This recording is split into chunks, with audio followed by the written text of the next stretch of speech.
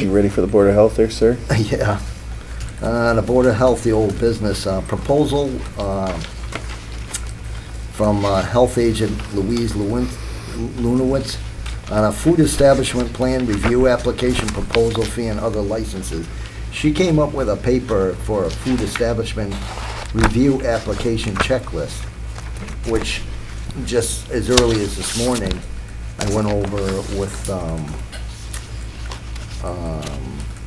the planning board, and she liked everything she wrote on this because it kind of, something she gave us out of Grafton, that's where she's from.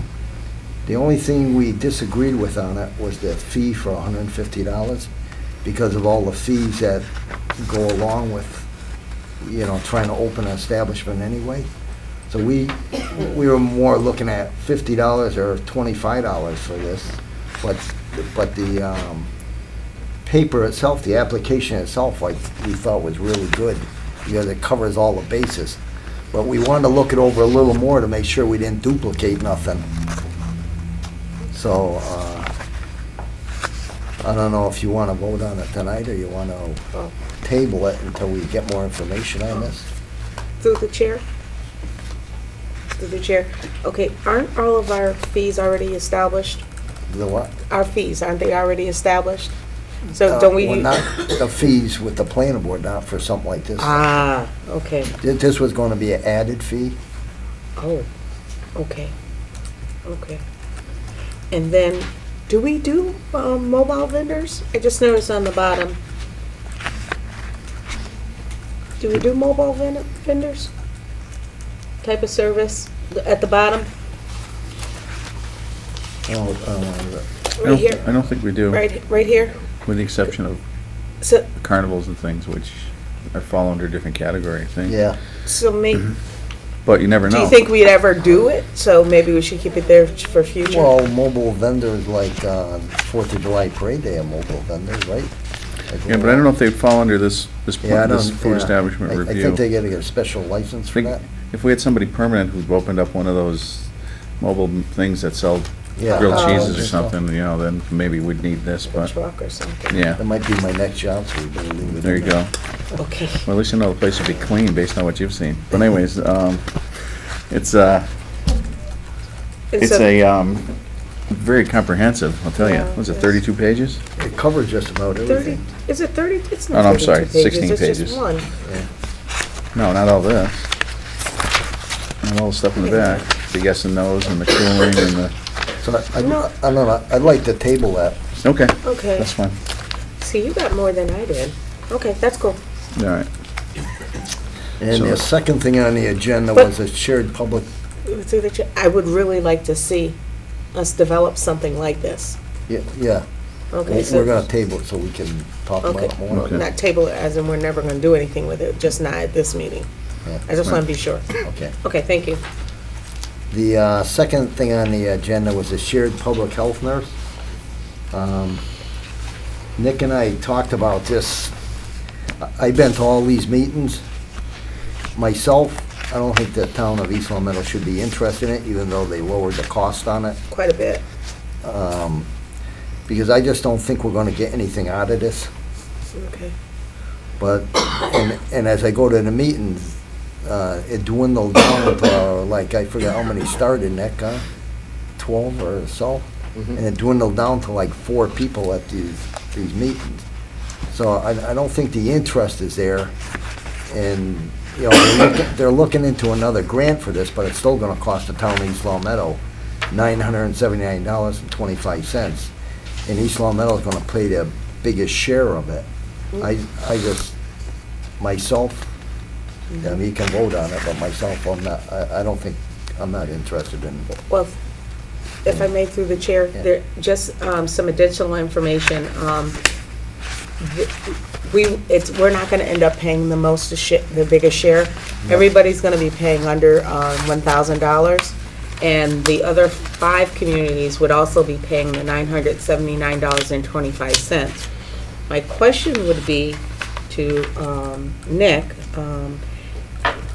when speaking with Mr. Garcia, he stated that by participating, this would qualify us for some regional collaborative groups.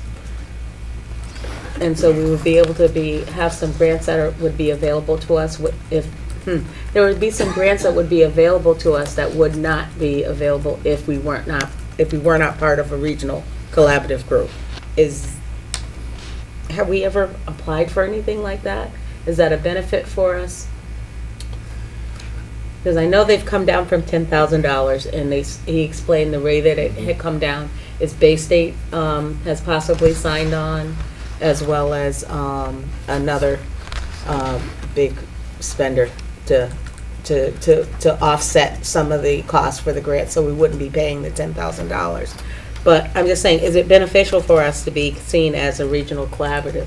What kind of grants are out there that we could tap into? Is it worth that $979 for that? I have to admit, well, first I'd say what you're saying, I have heard of those situations. So I don't think I think it's not far-fetched. Certainly, Mr. Garcia wouldn't tell you something that was. Mm-hmm. But yes, I have heard of those. I can't say that through the Board of Health office or Board of Selectmen office that we have received grant funding because we were also part of a collaborative. Mm-hmm. And I'm not putting her on the spot, but the Council on Aging director's here. I don't know if she might have Have you heard of any? run into that. If you're, No, I don't know if you're talking about community development block funds, but that's kind of much broader than just Yeah. public health. And certainly that is regionalization. Regionalization is absolutely, that's the buzzword. And, but I have not seen anything come across that's specific that is advantageous to be a part of a public health regional organizations. I would have to agree with Nick. Nothing's really stood out that's come to my desk. Didn't think you mean to put Carolyn on the spot, but that was. And the other thing is I'm glad. It sounds like you were able to have a conversation with Mr. Garcia, and I'm glad because he and I have been playing an epic game of phone tag. Oh, phone tag. Yeah. Well, I saw it come up, and I just said, let me just. And the phone number was on there, so I just called. What do we benefit from this? And he listed a couple of benefits, but Selectman Gorman and I are of the same thought. Sometimes I didn't feel that we were always getting the most bang for our buck for what we were putting in. While it was free, that was fine, and then it came to a point where it's going to cost us $10,000. That was quite a bit. So now it's down to $1,000. They said that they would continue with the Maven. With the Maven update, which is, beneficial for us to know what's going on out in our public. But we have a nurse that could do that. So, Yes, we do. Is doing it, as far as I know. well, that's a conversation Okay. that we should find out about that through the chair, about the Maven updates, exactly who is doing that, because there seems to be some Discrepancy. Yeah, and so they said that we would be able to have public health ed awareness on hot topics, blood pressure clinics and vaccinations. And my comment to that was that we have that at the senior center, and they said, well, they do it just for the seniors. And I said, well, I'm sure if we could work something out. So, not saying. It's also so easy to access that through CVS. I'm not going to just Mhm. specific about Mhm. CVS. Yeah. Most of the Mhm. those stores are doing. I'm just going through the list, so we're making, and informed. These are the things that he was saying, and I didn't know about that regional piece. And what's the value to it? Because I don't see where grants are coming through. But if this is the new wave, and we can get a $10,000 grant for $1,000, $979.25, entrance fee, maybe then we might want to look at it. But to me, it seems if there's not going to be more participation by other towns, to me, it Well- looks like it's not going to last anyway. But if Bay State's buying in, Bay State brings a lot of things to the table. I'm not saying for or against, I just want to make sure that we know all of the information. And I wanted to know exactly why it went from $10,000 down to $979. Yeah, exactly. Well, you know, through the chair, they're having, how many communities are involved in this? There were, 12 at first. Okay, because that makes a little more sense, because it's less than $1,000, and they're having the communities all fund it at the $979.25 to get to the $10,000, so. to get to the 10,000. But Right. before that, Sullivan Federation, we were paying, we would have, what was the first option that they gave I us? think it was some over 4,000, anyway, 4,000 or 5,000. Yeah. I'm sure there were some others that didn't want to do that either, so they went to Plan B, and Well- decided to cut everybody's entrance We fee. had a big portion of it. It's kind of like with the veterans. Mhm. We had a giant Situation. portion of it. Yeah, Yeah. we had a big piece, so, for $1,000. I'd like to find out more before we say yes to it or say no. I mean, but I'll go with. Well, you want a table until we find out more? I would like, if you could, sir. Okay, well, I'll be in contact with Joshua. I think you should. more, so. Yeah, I didn't call to overstep, I just called to get information, because I can't call you. Yeah. What else we got here? We got, Board of Health new business. Mhm. I have no idea what this is, but I'll read it to you. It's from Brazil. Oh, yeah. I didn't know we were that popular, but, the firm of W.F. Young Incorporated with offices at 302 Benton Drive in East Long Meadow, Massachusetts, United States of America, constitutes a corporation duly organized, existing in conformity with the laws of the Commonwealth of Massachusetts, United States of America, according to the Office of Secretary of State and the Commonwealth of Massachusetts. We have received no reports from the U.S. FDA or U.S. EPA that its laboratories have not been constructed and function in accord with the sanitary regulations of the country. According to the records supplied to the department and issued or published by the U.S. FDA and or U.S. EPA, Equine America More Muscle, Equine America Propel, Equine America Shoer's Friend, Equine America Citronella Shampoo are listed with the U.S. FDA and the U.S. EPA to the extent and as may be required by the U.S. FDA and the U.S. EPA, are manufactured by and or for F.W. Young Incorporated and are solely freely and without restriction or medical prescription in the United States of America in accordance with the laws of the country. To the best of our knowledge, we have received no information to indicate that the use of these products is injurious or detrimental to the health of the user.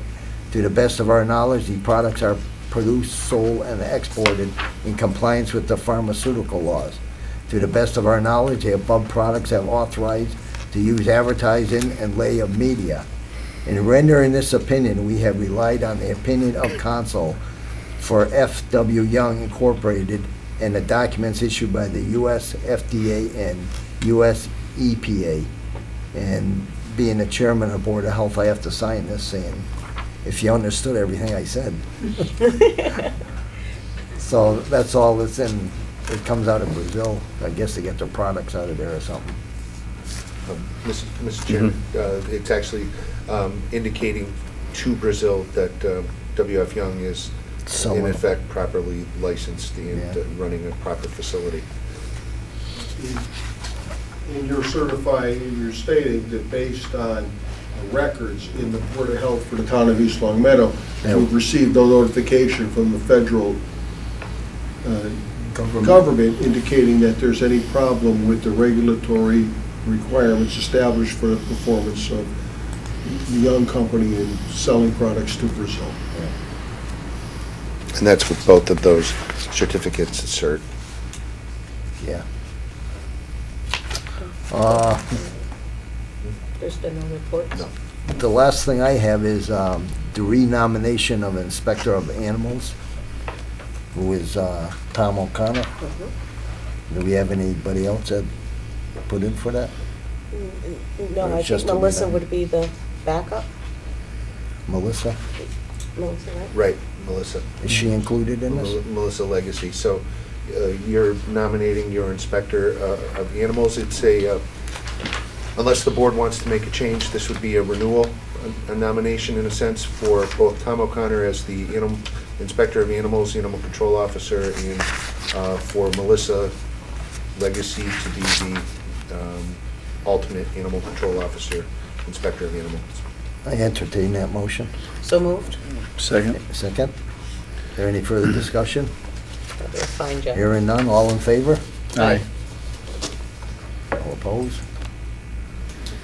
All right. That's all I got. Thank you. Under correspondence, we have a letter from Covanta thanking us for, and the community for being part of a managed post-recycled solid waste in an environmentally preferable manner, that is through energy from waste. So they have some highlights here. I don't know if we should necessarily go over them, but it's nice to see that our solid waste handler, if you will, was proactive in the energy and trying to do their best for the community. Let's see. Why don't we, do you mind doing the meetings invitations and reminders before? Okay, sure. Well, it's not listed, but I want to let you know that our animal inspector is having a rabies clinic on March 28th, which is a Saturday, I believe, at Brown's. And that will be from 10 o'clock until 12 p.m. And if you have any questions, contact the town hall, 525-5400, extension 1100. Invitations, we received an invitation from the East Long Meadow Lions Club. They will be having a fundraiser at the Harpoon Brewery Beer and Wine Dinner, and that'll be on Saturday, March 28th at 6 p.m. at the Country Club of Wilbraham, located at 859 Stony Hill Road in Wilbraham. Fundraiser for the Eye Research and local charities. Board of Selectmen meeting will be on Tuesday, March 31st at the Town Hall at 6 p.m. 2015 National Grid Municipal Summit will be on Wednesday, April 1st at Holy Cross College at 1 College Square, Worcester, Mass. More information to follow. Town Hall offices will be closed on Friday, April 3rd in observance of Good Friday. Annual town elections will be on Tuesday, April 14th at Birchland Park Middle School from 8 a.m. to 8 p.m. Massachusetts Open Space Conference will take place on Saturday, May 9th from 9:30 a.m. to 4 p.m. And that'll be at the Overlook Middle School located at 10 Oak Park Drive, Ashburn, Massachusetts. Never been there. Well, you're going, we're sending you. Oh, nice to know. Okay, and that's it. All right, Mr. thanks. Chairman, if I Yes. could just ask the board members, if you would like to attend the National Grid Summit, please let me know and I could RSVP for you. Okay. When, now that's coming up, That's April April 1st. yeah, And fortunately it's not not. April Fool's either. So they won't have a power failure? Oh. But I digress. We're Anyways. gonna keep our day jobs. All right. That's why I can't go. Yeah. All right. Sir, again, another call to the bullpen. Good evening again. How are you again? Oh, boy. Calisthenics. You know, in the Yankee games, all these calls to the bullpen are sponsored by somebody. All right. We've got a bunch of stuff. We do. And in your agenda, I believe items 28 through 33 would be executive session. Okay. And 28 through 32 would all be matters that dealt with either collective bargaining or non-union collective bargaining matters. How about number 36? I'm not done, Oh, I'm sorry. if you don't mind. No problem. So, I like how you and did those items would be an executive session as to hold them in public session would have a detrimental effect on the potential 36. negotiations with respect to any, or decisions with respect to any of those items. Item 33 is also executive session and deals with a matter of ongoing litigation. And item 36 is also a matter involving collective bargaining, which would be lumped with 28 through 32 for the reasons to go into executive session. All right, thanks. Also, there's the item under Chief Morissette. Yes. That would also be, I believe, a separate Will reason. be executive session to discuss with counsel under matters of attorney-client privilege, matters of how the board should proceed with respect to considering the subject matter of that, those reports. All right. All righty. That leaves item 24, which is the Waterman Avenue issue, which the board had asked me to look into at a prior meeting. I have prepared for the board a summary, which, I'm sorry. Here you go. Thank you. You gotta be quick, Andrew. Oh, I tell you, every time. In summary, Bless you. Bless you. this matter involved a complaint by a property owner with respect to property that he had owned in fiscal 2004 through fiscal 2009, and the taxes assessed by the town through the Board of Assessors on his property. The board asked me to review the situation and determine what, if anything, should be done to address the residents' complaints. And basically, my findings were that the property owner, Mr. Geraci, owned the property in 2004, that he applied for a building permit in 2004 and was granted a permit and started construction. That for the years between 2004 and 2008, and these are all fiscal years, he was building or constructing a house on the property, and the house was taxed in each of those years at varying levels of completion. But during none of those years did he or his wife Pauline file for an abatement with respect to any of the taxes that were assessed. In 2009, the house was basically completed. Mr. Geraci and his wife did file an application for an abatement.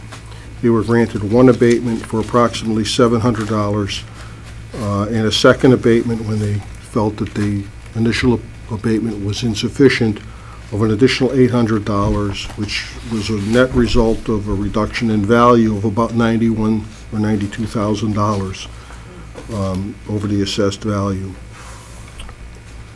The Geracis did not take an appeal of those abatements that were given to them, and therefore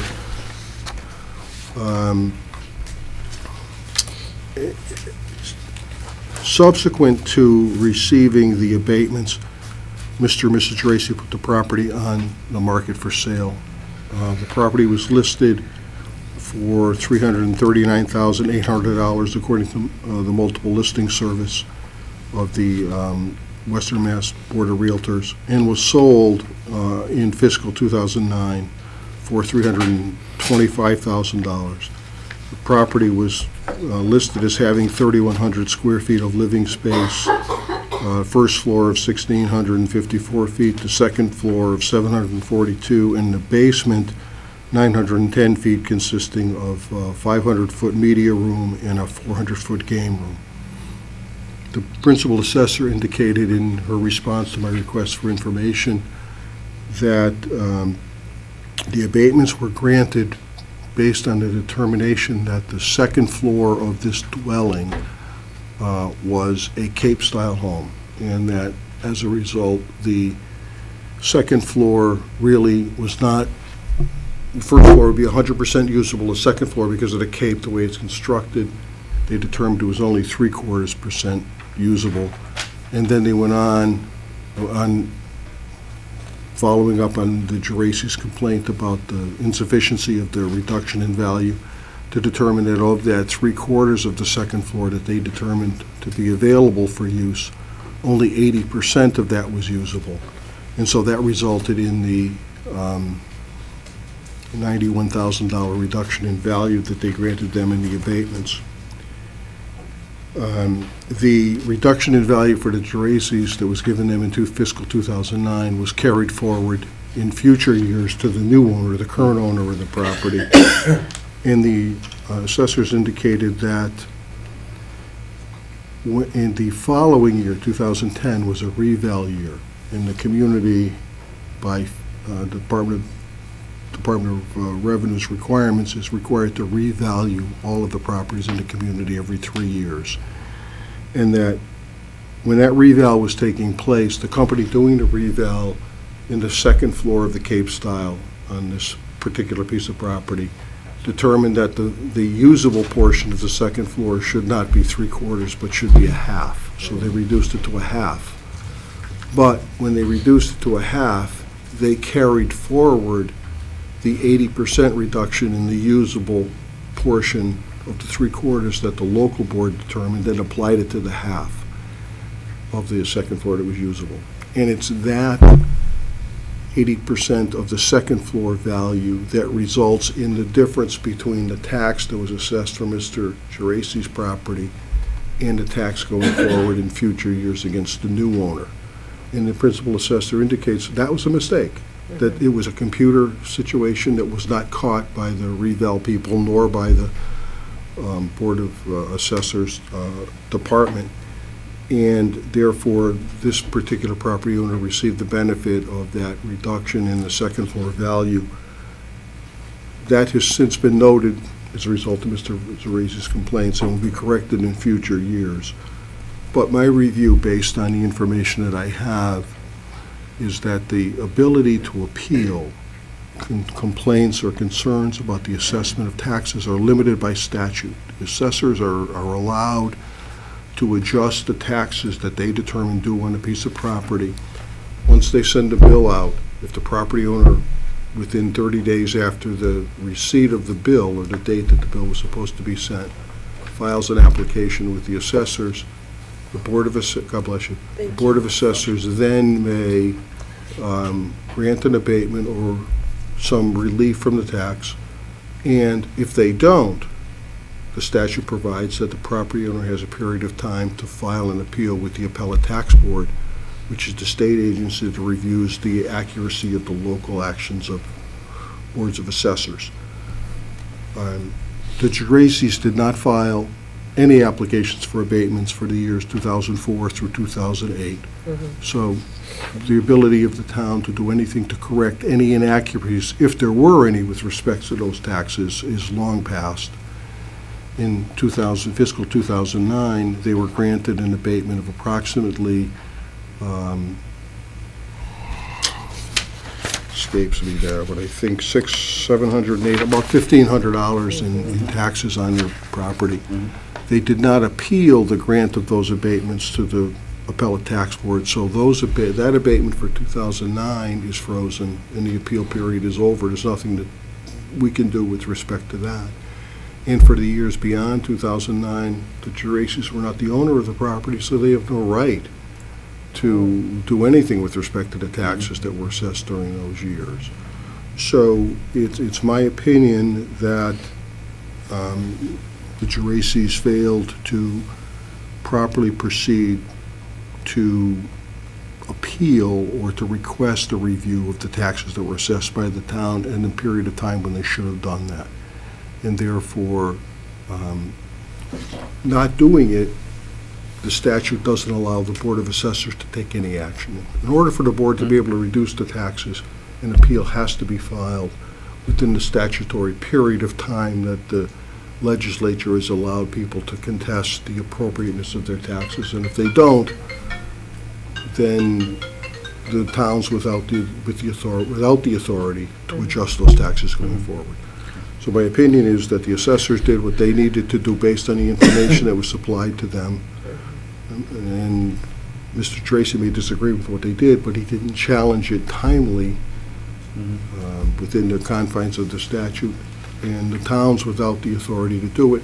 And I don't recommend that the board, you really have no jurisdiction over the tax aspect of it other than to look into the determination, as you did here, to determine whether or not there was something that was done inappropriately. It doesn't appear that there was anything done inappropriately by the town. There may have been a value that was challenged or not agreed to by the property owner, but that happens with a lot of property owners with respect to the town, and they have their own independent mechanism to challenge it, and if they don't challenge it, then it's on them.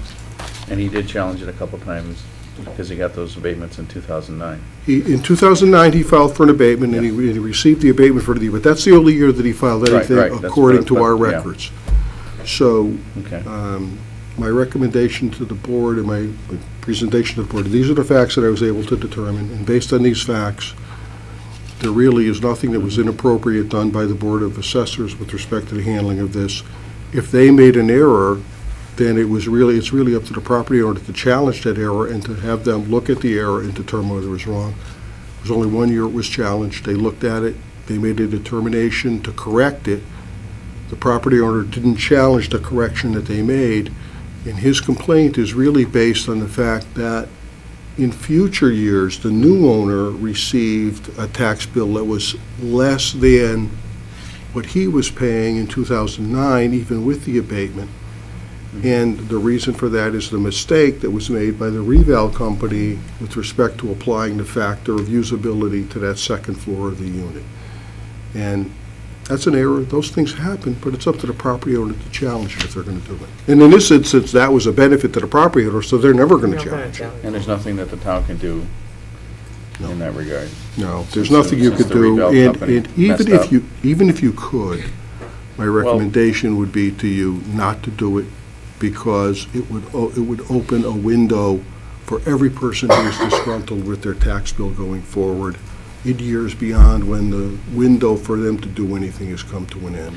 But I guess what I'm thinking, but according to your letter here, since from 2009 till now, they've been evaluating this property incorrectly. Correct. Can't At a we- lower- Can't we correct that now? Well, we can't go in. We being the assessors. I mean, the assessors can't correct it because an appeal wasn't taken. But the incorrect assessment Yeah. was to the benefit of the Right. property owner. So can't if the town. No, if the you- rule, same rule applies. We set the rule, Oh, but what we I'm made a saying is, you said mistake. it's been going forward. So if in theory, this value is gonna be, next year, they're gonna base the property value on this incorrect calculation, can't they change it going forward? They are changing it going Okay, forward. that's what I wanted to I know. think I thought I So, said yeah. that if I didn't. Their intent is to correct, they've notified that there's they've noticed or been identified that there is a problem. Mm-hmm. They understand the reason for the problem. They're correcting the problem going forward. But the same rule applies to the community. Right, I It applies to- understand that. You can't readjust it if you didn't do it. If you didn't do it right, too bad, you're stuck with Right. it. But it just makes you wonder if this is an isolated incident as far as the miscalculation, but that's another story. Well, for another day. what happened was, it wasn't really a miscalculation. It was in the second floor of the Cape, Yeah, when Mr. Geraci and his wife, or Mr. Geraci actually is the moving party here, when he complained, they said, you're right, it's a Cape, it's not a full second Right. floor. You've only got 3/4 of that floor that you can have available to Right. use. And then the second half of the abatement they gave them is they said, of that 3/4, because of the 80%, Cape with the yeah. angles and everything, there's only 80% of that you can use. In the reval company took that and they looked at it and said, well, really, it's really only half that you can use. and they only took the 80% of the half. No, they took the half, and then they gave them 80% of the half is being used, so they reduced it an additional 20%, which they shouldn't have done, because they'd already considered it when they reduced the entire usable Yeah. portion of the second floor. Okay. And no one picked that up for whatever reason, and I, being the non-technical guy that I am, I blame computers, because I blame computers for everything that goes wrong in my life. Do not go there. I refuse to go there. Okay. All right. Right, thank you. Now, is this something that you can, I know you did this for us, but is this something that can be forwarded to, if it hasn't already, Mr. Geraci? Mr. Gorman and I actually met with Mr. Tracy. Oh, okay, all right, good. All right, thanks. The Public Services contract, that's just our trash contract to sign? Yeah, we had requested a number of changes to the proposal that they had sent. They actually made all of the changes that we requested to the proposal, and I'm comfortable if the board is willing to sign it, Okay, that the great. contract meets the All right, good. requirements that you need. Mr. Chairman, with Yes, sir. that, I will get a fresh copy or copies and put them out on the table and ask that the board sign them out of meeting. Okay. Thanks. And then next item is employee health care, the plan design changes. And I'm going to defer that this is really not a matter of anything that I have been involved with in any detail, so I'm going to defer to the administrator and Labor Council. Mr. Chairman, a report to the board, good news, I believe, on the plan design change process, a process that the board authorized and undertook as far as implementing a deductible in the employee health care coverages. Recall it was for a $250 for a single plan and $750 for a family plan. A meeting was held last Wednesday, the 11th, with the Public Employee Committee. Proposal was made to them, and within an hour's time, I don't know if the meeting went quite that long, the committee asked several questions. Corrine Chenkisi and I were there and handled the questions, and the committee voted to accept a mitigation plan that was a little bit different than the proposal that was initially given to them. However, it is, I believe, an exact mirror of the proposal as accepted a few years ago. So highlights include, with the board's endorsement this evening, and I would ask for a vote, and I would recommend a vote on it. The highlights include that this plan overall will save between the town and the employees, because of the premium costs going down because of this projected amount of approximately $192,000, that the town would recognize approximately $144,000 of that under the way the law is. That's the calculation. 25% of that goes for mitigation of costs to the employees in that first year. So the plan now would be for the breakdown of that 48,000, approximately 48,159, would be distributed to subscribers of the health insurance on a 2-to-1 basis, with people who are in family plans, subscribers in family plans receiving 2 shares, if you will, and those as single plans receiving 1. Again, that's how it was done last time. And that the subscribers who would be eligible would have to have been subscribers effective March 11th of this year, and that to receive the funds, which would be distributed in the first week of December, you would need to be an active employee. So those are the highlights. I've had prepared a draft based on a memorandum that our Labor Council firm had developed, and so I'm pretty solid in the language. I think even with the board, if the board were to approve it this evening, I would come up with a final version, have council take a look at it, and then have the board sign it, and then notify the union members. I have one minor bit of small business that after this is maybe moot, but anyway, that would be my request of the board, would be to take a vote on the plan. Okay. In that case, I would like to make a motion to approve the memorandum of agreement pursuant to 801 CMR 52-.04 by and between the Town of East Long Meadow and the Town of East Long Meadow Public Employee Committee. Is there a second? Second. Any discussion? Hearing none, all in favor? Aye. In small piece of business, I think I'd included an email that I had sent to Pam Coker, representative at the Secretary of A&F's office, that we have reporting requirements about this process, and because we're in between meetings, I took it upon myself. The committee had to appoint 2 representatives in case we couldn't come to agreement. That's why I say it's sort of moot business, but I want to report to the board that they had named the president of the teachers union, Mr. Gonzalez, to be the representative for the committee, and I notified the state that I would be the representative if negotiations didn't happen. So I just wanted to let the board, it's really moot at this point. All right, thanks. Let's see, the next item is the Affordable Care Act and the policy decisions. Is that you? I don't know that it's me. I prepared the package for you to review the information. Okay. I'll be Okay, happy it's to just come a up and explain whatever I have. All right, it's just I believe it's a review at this point, so. All our employees are members of our insurance plan, right? Basically, the ones that qualify? Full-time employees? The ones that qualify, yes. And the ones that don't are on someone else's? The ones that don't are either going without insurance or on somebody else's or through the marketplace getting the. Okay. So that's who this basically applies to, is the ones that either have no insurance or are going through, I mean, Well, I think there's a lot of parts to it. The law itself is huge. mhm, I summarized a number of different summaries to try to bring it down to as little information as possible as you need that pertains basically to a municipality. Layla has done some excellent presentations on the whole thing. yeah, I can sort of give you, I mean, if you want, I can give you sort of a rundown, very quick blurbs of the, broadly what the ACA requires. So the ACA applies, public sector, private sector, applies to all employers. Under the Affordable Care, and I'm not sure exactly how many full-time employees you have here. But if it's any more than 50, which Yeah. you clearly have, then the Affordable Care Act requires that employers who offer health insurance coverage do so in compliance with the ACA, and that meets two prongs to avoid penalties. Essentially, it has to be credible coverage as defined under the Act, and it has to be an offer of coverage to anybody who works more than 30 hours on average a week during what's called a measurement period.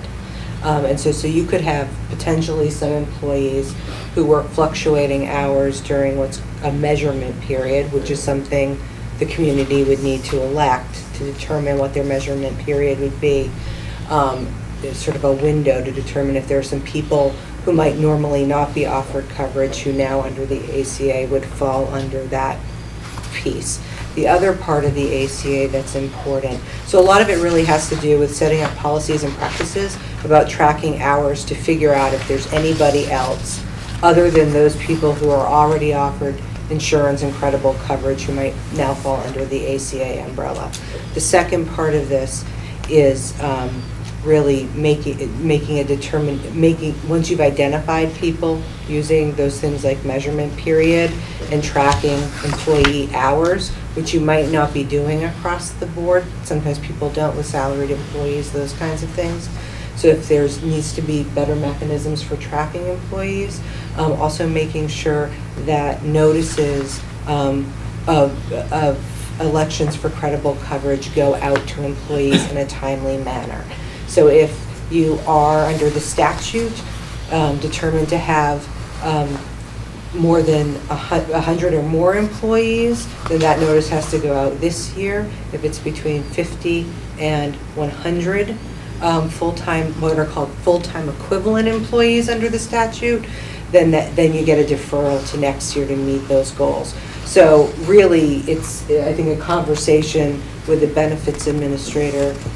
You can certainly coordinate with legal, with Labor Council, and then with the board to make sure that there are some policies that are put in place by the proper deadlines in order to make sure you meet the ACA obligations. all right. It's a cumbersome statute. There are a lot of moving parts, but I think I've sort of distilled it in the most simple way possible. Second clerk? You would want to add something? No, Oh, okay. I'm with it. All right. Layla wanted to talk Oh, about okay. maybe that. May I ask you another question? Sure. For our open enrollment for July 1, do we need to have a measurement period established and go back that measurement period to determine who we should be offering insurance to for July 1? Well, it depends. I mean, I think we probably need to have a conversation to sort of see where you are. Do you have, and I'm not going to go into that question of full-time equivalent employees, but do you We have have over 100 definitely? full-time. You definitely do. Okay, Between so, the schools so and the this, town. yeah, you're going to have to get those notices out this year. So. So, just for the board's benefit, I mean, this will be on, by necessity, will be on future agendas, and we'll work to get the questions as succinct as we can. And it's just going to take a, rather long process, Yeah. excuse me. Yeah, okay. Yeah. All right. So Very good. benefits fair in the open enrollment period during the month of May. Benefits fair is May 1st. Materials need to go out so people know that they're eligible before then. Okay. So you have about 6 weeks. Right. which boils down to about a meeting and a half, but anyways, that's another story. All right. Next item is delinquent healthcare policy. This has to do with possibly, I would like the permission from the board to work with Sarah to put in place some policies with regards to delinquent payments to health policies. Right now, we don't have any, and because we pay in advance, it just came to notice, Selectman Gorman had brought it up at the last one, and I just wanted to address it, and maybe we should get some policies That's in fine. place, and I just wanted the blessing of the board to work with Sarah to bring back something to us. Sure, that's fine. We don't need a formal vote, do we? It's at the pleasure of the board. No, we If have- no, that's- if you would do Okay. that for me. Okay, I'd like to make a motion to allow Selectman Thorpe to work with our town accountant to develop a policy regarding delinquent health care payments. So moved. Is there a second? Second. Any further Oh, I discussion? can't second it. Oh, can I? No, I can't. You would I'll have to second on necessity. All in favor? Aye. Maybe if you can't second, how can you vote? Well, then, however you want to work All that out, right. you're absolutely All right. The next item is a public records request from Chris Goodrow from the reminder regarding elected officials' health care. This is a request for information pertaining to the cost and enrollment of health insurance for current and former elected officials, as well as a list of elected officials on the health insurance. So to the extent that there are lists that exist that comply with this request, we would Mhm. provide them to him. Otherwise, it would be just a matter of providing the total list of people covered under the municipal health insurance, and the cost of coverage for both for an individual or for a family plan, because it's the same for an elected official as a non-elected official. But under any public record request, you're not required, nor should you, in my estimation, create lists or documents to comply with the request. If they exist, fine, you comply, but don't create documents to comply with the list or the information that people are requesting. Okay, but if the lists are out there, there's no problem giving them to them. Right. Okay, thanks. Next item is liquor license matters, Ramitos and Nadim's. I have nothing in my packet with respect to either of these, so I don't know whether there's been any response provided by either property owner. Anything? I've spoken with both entities. Mr. Kashu from Nadim's was going to try to provide a letter to the board, but did not do so in time for the meeting. Also, I spoke with representation from Pride, and they, I believe, had submitted a letter requesting an additional 30 days to submit a transfer application. Okay. How many days have we been letting them float now, Nick? My suggestion to the board would be to notify them, schedule them for hearings, Yeah. to discuss the suspension or revocation or modification of their licenses, and bring them in before the board, either at the next session or the session after that. And if they can comply in the meantime, fine, and if they don't, at Yeah. least you've All sort right. of set the benchmark to get them in here, because Yeah.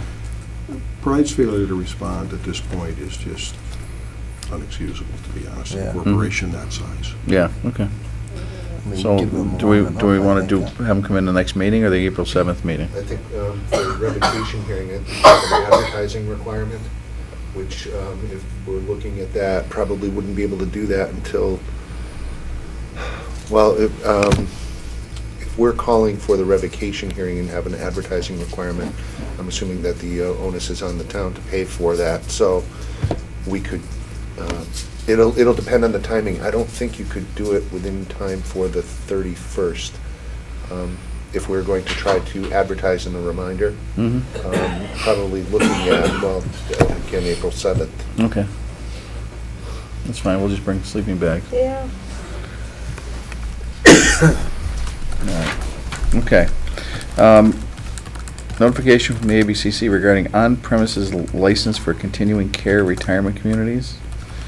Notice the board has received notification from the ABCC indicating that with the change in Massachusetts law, that on-premises continuing care facilities are now capable of being licensed for the purposes of having pouring licenses under Oh, boy. Section 12, And you know exactly where.